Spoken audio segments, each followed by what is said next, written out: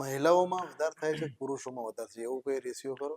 આ જે તકલીફ છે સ્ત્રી અને પુરુષ બંનેમાં સમાન થતું હોય છે, આમાં એવો કોઈ રેશિયો નથી. પણ હા, એક વસ્તુ અમે નોટિસ કરેલી છે અને રિસર્ચ પણ થયેલા છે કે સ્ત્રીઓમાં જે પ્રેગ્નન્સી વખતે આ જે પ્રમાણ છે એ 44% જેટલું વધી જતું હોય છે. પ્રેગ્નન્સી હા, દરમિયાન પ્રેગ્નન્સી દરમિયાન જે ગર્ભાશય જે છે યુટ્રસ એ બહુ મોટું થતું હોય, એના કારણે મળાશય ઉપર પ્રેશર આવતું હોય, એના કારણે મળની જગ્યા છે કે જે મસા ફૂલતા હોય, કે જે નોર્મલ ડિલિવરી થતી હોય એ વખતે જ્યારે પ્રસવ દરમિયાન જે બહુ પ્રેશર જોર કરવાનું થતું હોય કે જે એના કારણે જે મળના દ્વાર ઉપર પણ એના પ્રેશર આવતું હોય, એના કારણે મસા ફૂલી જતા હોય છે.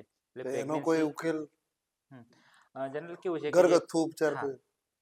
કે જે પ્રેગ્નન્સી દરમિયાન છે કેવું હોય, જે ગરમ પાણીનો શેક લેવા માટે અમે એવોઇડ કરવાનું કહેતા હોય છે. તો એના માટે અમે દર્દીને જે કોઈ કોટન રૂમાલ કે કપડું હોય એ જે ગરમ પાણીમાં ડીપ કરીને મળ દ્વારે રાખી શકે છે.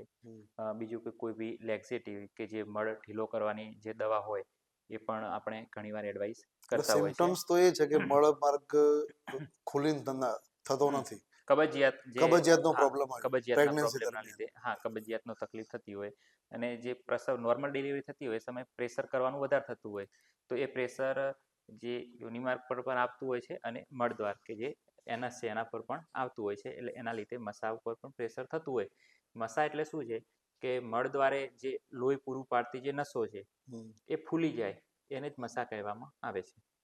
મારા જે આ 10 વર્ષના અનુભવ પ્રમાણે કે જે અમે પેશન્ટ જોવાનો જોઈએ છીએ એમાં સૌથી વધારે રેશિયો અત્યારે કે જે સૌથી વધારે રેશિયો સાહેબ બીજો શું ક્યાં જોવા મળે છે? કે અમે જ્યારે જે પેશન્ટ જોઈએ છે એમાં 50% જે 50% પેશન્ટો છે એ ફિશરના જોવા મળે છે. જે આપણે પાઇલ્સના કેસ જે જોઈએ છે કે જે હેમરોઇડ મસા કહીએ, એના કરતાં પણ અત્યારે ફિશરના પેશન્ટો બહુ જ વધી રહ્યા છે.